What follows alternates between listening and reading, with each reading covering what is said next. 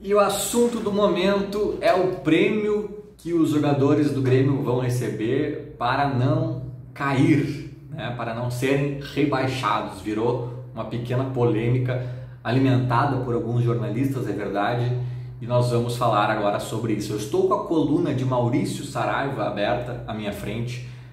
O Maurício, eu não tenho nada contra ele, até porque eu não o conheço, mas é impressionante como eu discordo de boa parte, talvez da maior parte das opiniões dele, quando são opiniões menos óbvias, mais polêmicas, assuntos mais complexos.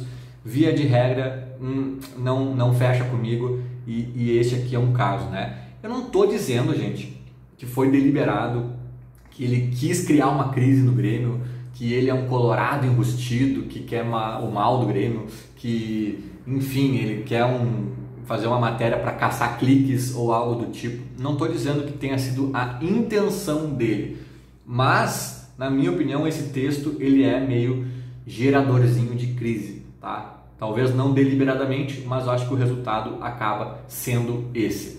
Vamos a ele. Prêmio para não cair, um tema melindroso. Começa assim o texto de Maurício Saraiva.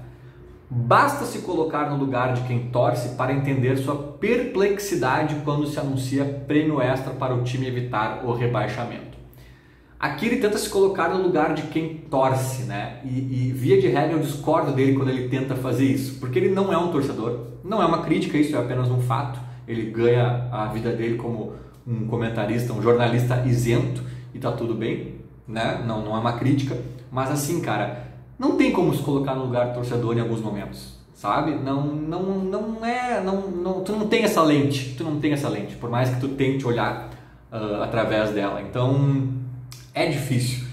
E aqui ele parte de uma premissa que todos os gremistas estão perplexos com esse bicho pro Grêmio não cair.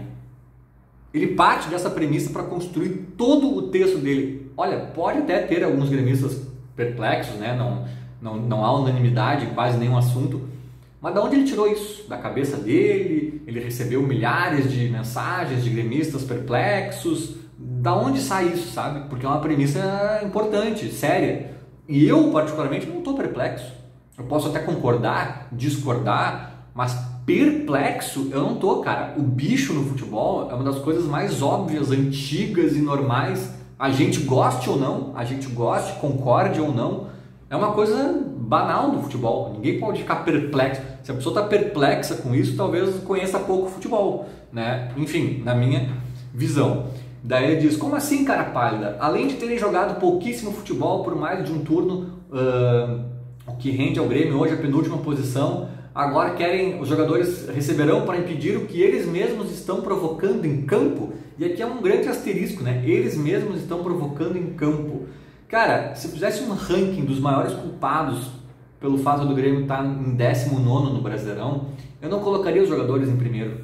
Eu colocaria sem dúvidas a direção, que foi quem montou o time, que foi quem teve o Hermann à frente do futebol, do clube por tanto tempo, falando coisas absurdas aos microfones, agindo pouco, agindo mal, diagnósticos errados. Eu acho o time do Grêmio fraco, talvez não tão fraco para estar no rebaixamento, é claro, mas ainda assim fraco, né? Quando tu precisava de forças, estava lá o Léo Pereira tentando te ajudar. Isso é culpa da direção. Claro que teve Covid, teve lesão, teve um monte de coisa que atrapalhou esse processo. Os treinadores não ajudaram muito, né? O Renato bagunçado, o Thiago Nunes perdido, o Filipão chegou a ensaiar uma reação e depois se perdeu também. Então tem dedo de todo mundo nessa história. Os jogadores, na minha opinião, têm parcela de culpa, é claro, todo mundo tem. Mas, cara, eu não acho que faltou vontade, faltou garra, faltou querer ganhar. Eu acho que assim, eles estavam por vezes bagunçados, por vezes faltava qualidade em campo, por vezes tinha, né, 1000 fatores ali, que não é tipo eles estão provocando isso em campo. Ali ele tá reduzindo a culpa aos jogadores, que até tem também, mas longe de reduzir a eles. Eles são um dos culpados e talvez um dos menos até, talvez. Então, nesse primeiro parágrafo, eu discordo de um jeito absurdo. Eu não vou ler inteira aqui a matéria dele, mas esse parágrafo aqui é muito interessante também, que ele fala assim: faz tempo que não existe mais o bicho por jogo.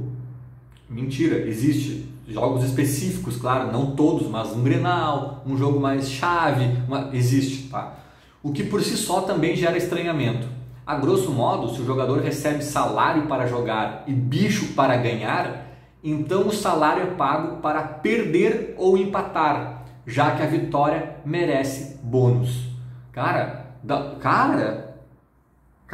do céu, Maurício Saraiva, tu é um cara inteligente, esperto, cara. Tu já leu esse parágrafo em voz alta, sozinho em casa?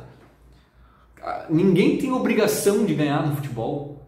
Eles ganham salário porque eles são trabalhadores, cara, que acordam cedo, vão para um treino, prestam contas, estão lá correndo na caixa de areia às 9 da manhã de uma terça-feira, ouvindo orientação, fazendo o que o treinador pede, correndo como o preparador físico pede, sabe? Os caras não têm final de semana para ficar com os filhos, estão viajando para Fortaleza, para não sei onde, sabe? Eles ganham salário porque eles são trabalhadores do clube, né?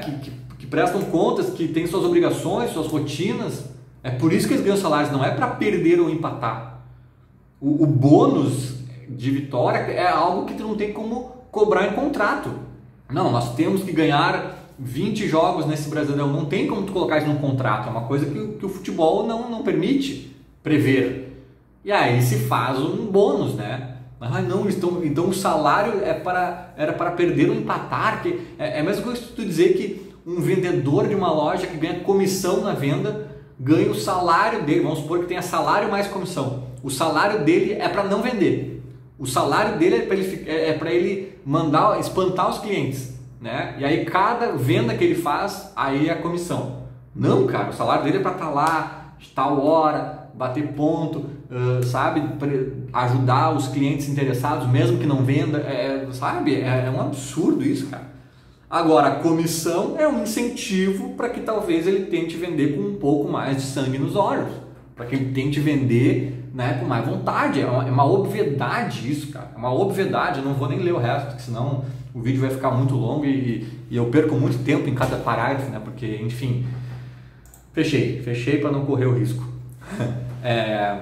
E como os jornalistas estavam dizendo, né, que o Grêmio iniciou o Brasileirão já com os bichos, né, alinhavados, digamos assim, mas a partir do G7, né, cada posição ali de Libertadores até o título tinha bichos estipulados e obviamente o título era o maior deles.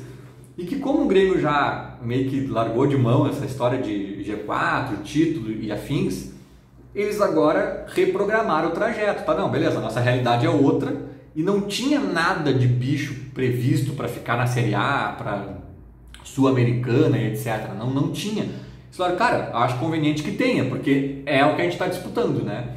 E aí, também, segundo esses jornalistas, houve até um constrangimento por parte de algumas lideranças do Grêmio sobre o bicho de ficar na Série A. É claro que é obrigação, eles sabem disso. Tem toda uma pressão de honra, de ficar na história manchado, de tomar corneta nas redes sociais, de tudo que envolve um rebaixamento. Tem essa pressão. Então eles sabem disso. Né? O bicho é só mais um incentivo, mas não é o principal. Não é o principal.